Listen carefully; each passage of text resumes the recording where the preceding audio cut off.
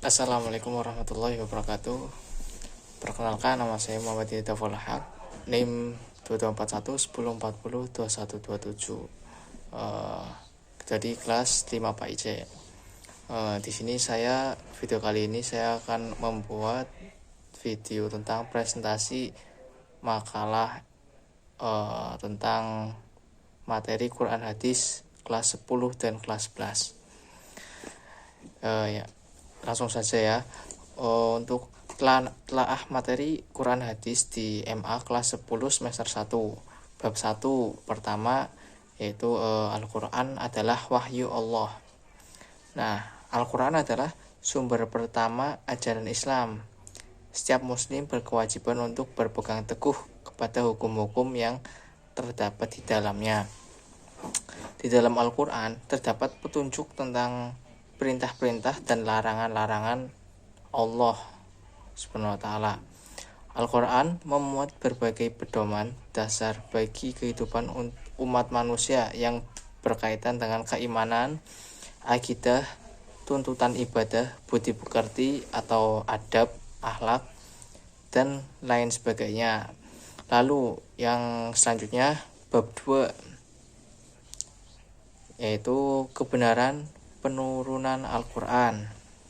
Nah, Al-Quran diturunkan dalam waktu 22 tahun 2 bulan 22 hari. Nah, selama penurunan itu mulai dari malam 17 Ramadan tahun 41 dari kelahiran Nabi sampai 9 Dzulhijjah.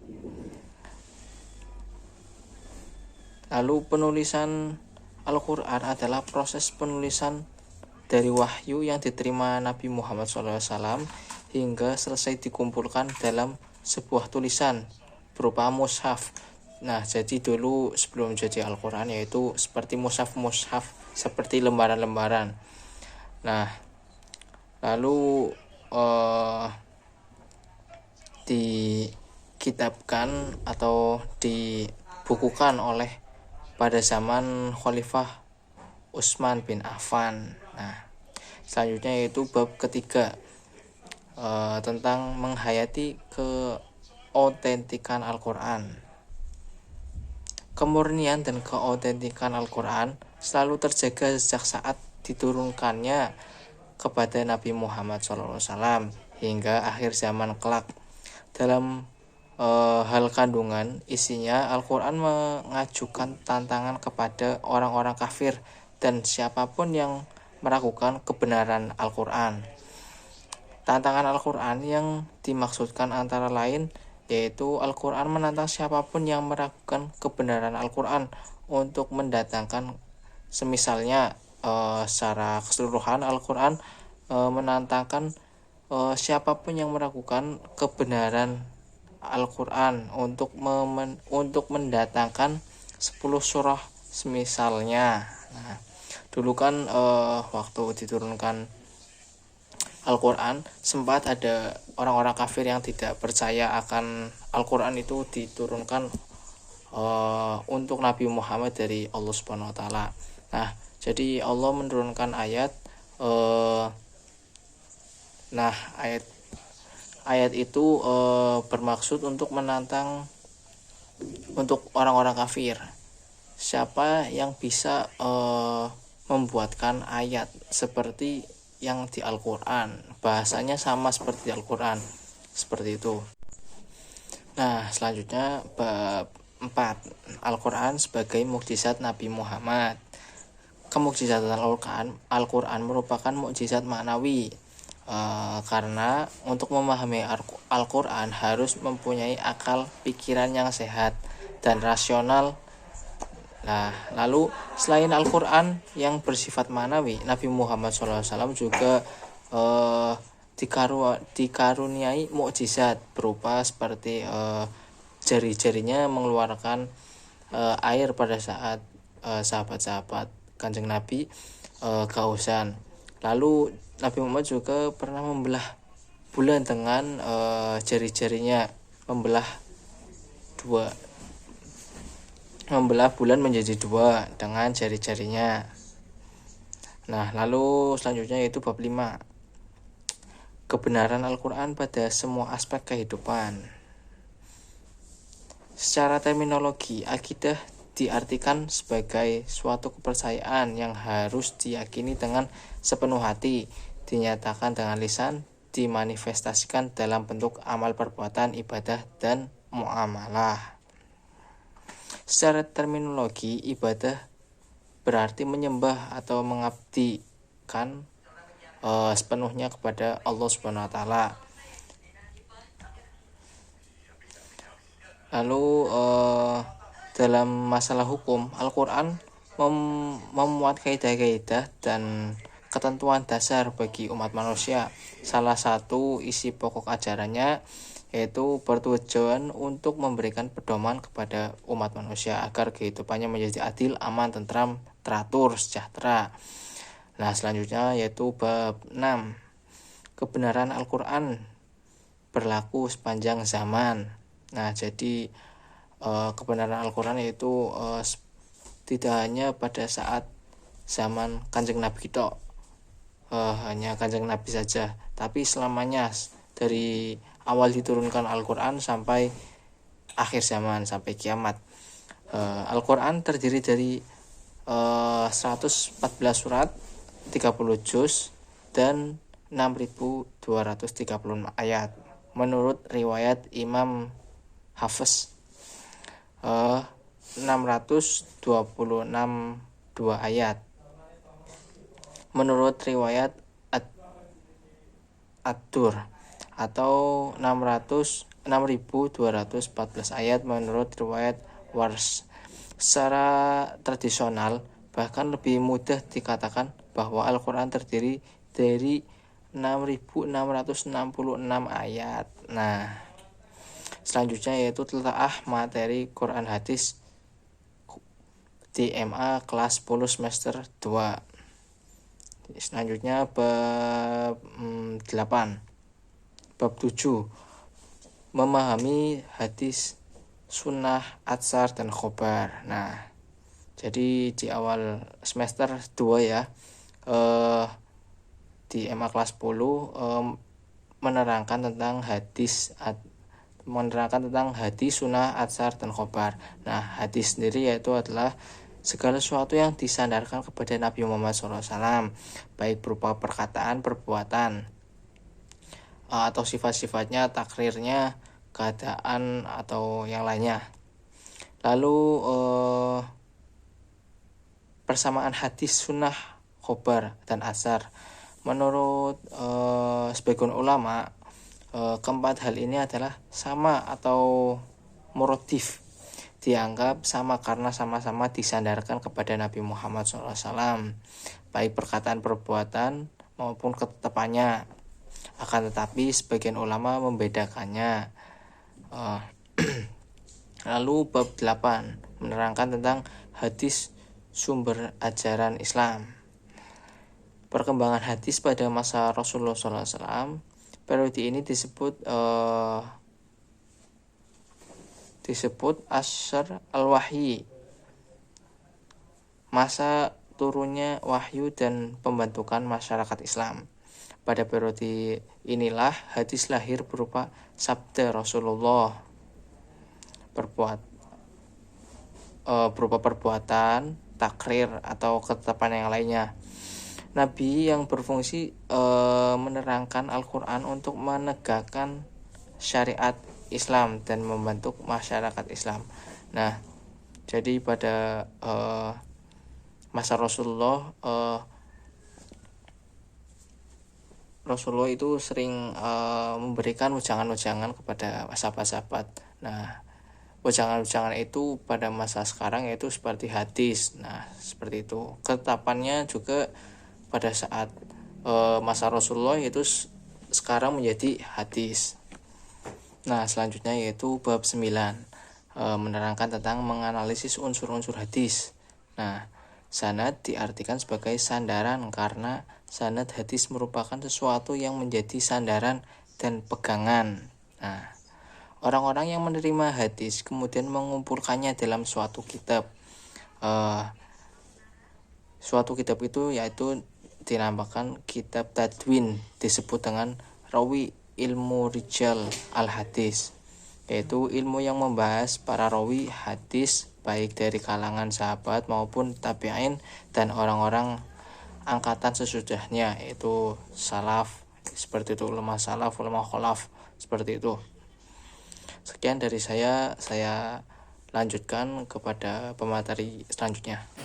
Baik, melanjutkan materi yang dari pertama, bab 10 kelas 10 semester 2 tentang menghayati fungsi hadis terhadap Al-Quran. Fungsi hadis terhadap Al-Quran tentu saja sangat dipengaruhi dari kevalidan hadis tersebut. Hadis berfungsi memperjelas pesan-pesan Al-Quran secara lebih lengkap dan juga dalam mencapai tujuan penciptaan manusia dan menjabarkan hukum-hukum dan ajaran Islam. Al-Quran sebagai sumber pokok dan hadis sebagai sumber kedua mengisyaratkan pelaksanaan dan dari keyakinan terhadap Allah dan Rasul-Nya yang tertuang dalam dua kalimat syahadat. Lalu yang selanjutnya ada bab 11 mengenai hadis sahih sebagai dasar hukum. Adapun berdasarkan jumlah kuantitas atau berdasarkan jumlah perawinya, hadis terbagi menjadi dua bagian. Pertama ada hadis mutawatir, yaitu hadis yang diriwayatkan oleh sejumlah orang yang banyak. Yang kedua ada hadis ahad atau yang diriwayatkan oleh orang yang banyak tetapi tidak sampai sejumlah hadis mutawatir. Berdasarkan kualitasnya sendiri, hadis dapat dibagi menjadi tiga, yakni hadis sahih, hadis hasan, dan hadis dhaif. Yang selanjutnya ada bab 12 mengenai biografi singkat tokoh-tokoh ilmu hadis dan karyanya. Yang pertama ada Imam Malik. Keluarga beliau berasal dari Yaman. Imam Malik sendiri tinggal bersama istrinya yang bernama Fatimah dan 3 orang anaknya, yaitu Yahya, Muhammad, dan Hamad. Lalu yang selanjutnya ada Imam Bukhari. Nama lengkapnya adalah Abu Abdillah Muhammad ibnu Ismail ibnu Ibrahim ibnu Al-Mughirah ibnu Barziyah Al-Jufi Al-Bukhari. Beliau lahir pada hari Jumat 13 Syawal tahun 1194 Hijriah di kota Bukhara. Selanjutnya ada Abu Al-Husain Muslim ibnu Al-Hajjaj Al-Naisaburi. Imam Muslim sendiri lahir pada tahun 204 Hijriah. Keramahannya kepada orang lain telah membuat dirinya sebagai seorang pedagang yang sukses. Lalu selanjutnya ada Abu Daud Al-Sijistani. Namanya adalah Sulaiman ibnu Al-Asyad ibnu Ishaq Al-Zawi Al-Sijistani. Ia lahir pada tahun 202 Hijriah. Beliau senang belajar ilmu semenjak masih kecil. Lalu ada Imam Al-Tirmizi. Imam Al-Tirmizi sendiri lahir pada tahun 209 Hijriah di kampung Tirmizi dekat Sungai Jaihun. Semenjak kecil ia senang belajar. Tirmizi tidak mau ketinggalan dari ulama hadis lain. Lalu ada Imam Nasai. Beliau bernama lengkap Imam Al-Nasai Al-Hafiz Abu Abdurrahman Ahmad ibnu Syuaib ibnu Ali Al-Khurasani Al-Nasai. Dikenal dengan nama-nama Nasai karena dinisbatkan dengan kampung Nasa, bagian dari negeri Khurasan. Imam Nasai sendiri lahir pada tahun 215 Hijriah. Lalu selanjutnya ada Al-Imam Ibnu Majah. Namanya adalah Al-Imam Al-Hafiz Abu Abdillah Muhammad Ibnu Yazid Al-Qaswaini Ibnu Majah. Ibnu Majah sendiri adalah panggilan dari ayahnya, yaitu Ibnu Majah yang lahir di Qaswain tahun 209 Hijriah. Lalu ada materi Quran hadis di MA kelas 11 semester 1. Bab awal mengenai hakikat penciptaan manusia. Penciptaan manusia diterangkan dalam Quran surat Al-Mu'minun. Proses penciptaan manusia diuraikan mulai unsur pertamanya, yaitu proses pertumbuhannya di dalam rahim, kemudian menjadi makhluk yang sempurna dan siap lahir, menjadi seorang anak manusia. Kandungan dari Quran surat An-Nahl ayat 78 juga masih erat kaitannya dengan makna dari Quran surat Al-Mu'minun ayat 12-14. Pada ayat ini Allah Subhanahu wa taala menegaskan bahwa ketika seorang anak manusia dilahirkan ke dunia, dia tidak tahu apa-apa. Dengan kekuasaan dan kasih sayangnya, manusia dibekali dengan atribut lengkap yang nantinya dapat berfungsi untuk mengetahui segala sesuatu yang sebelumnya tidak pernah diketahui. Lalu selanjutnya bab 2 tentang menghindari pergaulan bebas dan perbuatan keji. Pergaulan bebas merupakan salah satu penyebab rusaknya moral anak bangsa. Mereka merasa bebas tanpa diperhatikan oleh orang tua. Dampak negatifnya dari pergaulan bebas yang ini bagi diri sendiri maupun keluarga, yaitu hamil di luar nikah.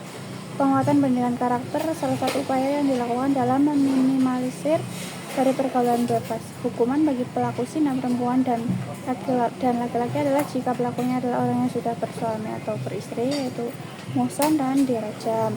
Nah, kalau belum beristri atau belum bersuami, yaitu ghairu muhsan, dan dicambuk 100 kali. Larangan bagi penegak hukum untuk berbelas kasihan yang menyebabkan tidak melaksanakan ketentuan hukum Allah Subhanahu wa taala. Baik, di sini saya akan melanjutkan materi Quran Hadis yang sebelumnya disampaikan oleh materi kedua. Di sini saya akan membahas tentang telaah materi kelas 11 semester 2. Yang di dalamnya itu ada beberapa pembahasan yang dimana bab yang ketujuh itu membahas tentang bertanggung jawab menjaga amanah. Dan amanah dan tanggung jawab. Nah, tanggung jawab. Setiap manusia itu pasti memiliki tanggung jawab dalam menjaga dan melaksanakan amanah yang dipikulnya. Jadi kalau tanggung jawab sendiri itu adalah keadaan wajib menanggung segala sesuatu yang diterima. Nah, makna tanggung jawab itu adalah kesadaran manusia akan tingkah laku atau perbuatan yang disengaja maupun yang tidak disengaja. Nah, jadi kalau misalkan tanggung jawab sendiri itu adalah ciri manusia yang beradab. Nah, sedangkan kata amanah, amanah sendiri secara etimologis atau bahasa itu adalah artinya jujur dan dipercaya. Sedangkan kata amanah sendiri itu memiliki arti sebagai sesuatu yang dipercayakan atau dititipkan kepada orang lain. Nah, jadi amanah dapat disimpulkan amanah itu adalah menyampaikan hak apa saja kepada pemiliknya, tidak mengambil sesuatu melebihi haknya dan tidak mengurangi hak orang lain. Nah, salah satu ayat yang menerangkan tentang tanggung jawab disertai dengan amanah itu adalah Quran surat At-Tahrim. Nah, di dalamnya itu membahas tentang uh, penjelasan yang berkaitan dengan perilaku, sikap atau perilaku sebagai penghayatan dan pengamalan. Nah, di dalamnya itu membahas atau mengandung tentang di mana kita itu harus selalu taat dan patuh melaksanakan perintah Allah Subhanahu wa taala dan juga meninggalkan segala larangannya serta mendidik keluarga agar selamat dari api neraka. Nah, berperilaku taat dan patuh kepada perintah Allah ini dimulai dari diri sendiri terlebih dahulu, baru menyuruh orang. Nah, itu salah satu ayat yang menjelaskan tentang bab bab bertanggung jawab menjaga amanah. Nah, selanjutnya yang kedua itu bab yang ketujuh itu tadi bab keenam ya, bab keenam membahas tentang bertanggung jawab menjaga amanah, dan yang selanjutnya bab ketujuh membahas tentang berkompetisi dalam kebaikan. Berkompetisi seperti yang kita ketahui, kompetisi itu adalah suatu persaingan, perlombaan, atau jadi berkompetisi dalam kebaikan artinya kita memperbanyak berlomba-lomba dalam melaksanakan kebaikan baik itu duniawi maupun ukhrawi. Hal di mana ini berkompetisi dalam kebaikan itu merupakan salah satu hal yang terpuji. Nah, di mana hal ini terkandung dalam Quran surat Al-Baqarah ayat 148 yang di dalamnya membahas tentang perintah untuk selalu giat bekerja dan berlomba-lomba dalam kebaikan. Nah, perintah untuk selalu mempercayai bahwa setiap yang kita lakukan selalu diawasi oleh Allah Subhanahu wa taala dan segala perbuatan yang kita lakukan akan mendapatkan balasannya.